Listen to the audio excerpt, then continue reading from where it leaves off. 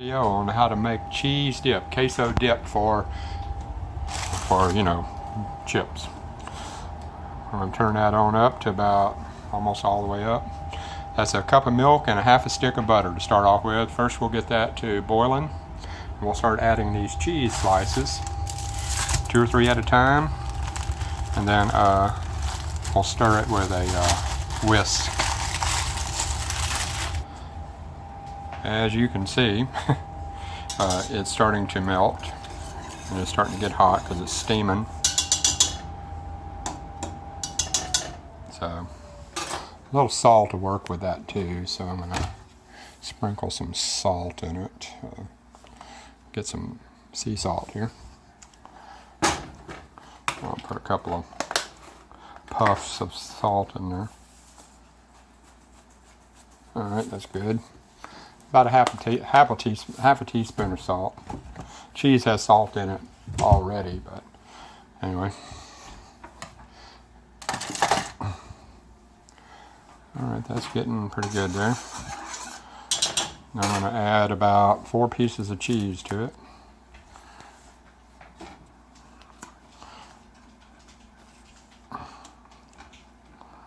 Two, 3, 4, 5. Alright, so now what we do is we just start pushing on that down, push that down a little bit. May have to turn that temperature down a little bit. I don't want it to start boiling, so I'm going to turn it down to about 3/4. See, that's already melting, so I may need to turn it down a little bit more. I'm going to get some more cheese there. About 4 more slices. There was 2 of them on top of each other, so probably be better though if I was to split them up. So I'm going to pause for a bit, and next time you see it'll be about halfway done. So I've added probably about 10 or 12 slices by now, and I did add another half a cup of milk, so altogether about a cup and a half of milk with a half a stick of butter, and bring that up to almost a boil. Then you start adding your cheese slices, and this pretty much you have to keep stirring constantly or else it'll stick and burn. So I'm going to put 1, 2, 3, 4, because this pot here is big enough for 4 slices.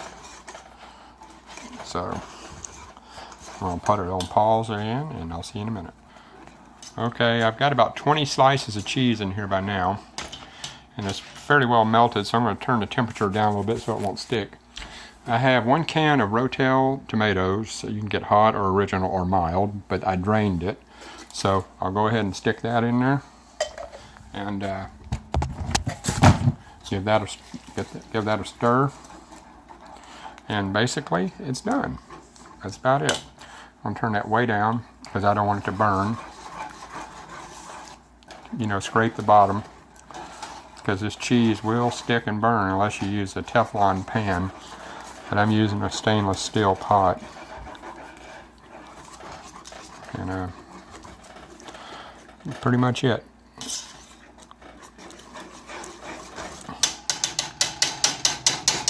I'm gonna use a whisk like this, okay? Alright. You can use your favorite chips. Well, I'm using these right here. And they're alright. They're pretty heavy duty, so they don't bust. But you get in there and you get you a chip in there. And yep, it's good.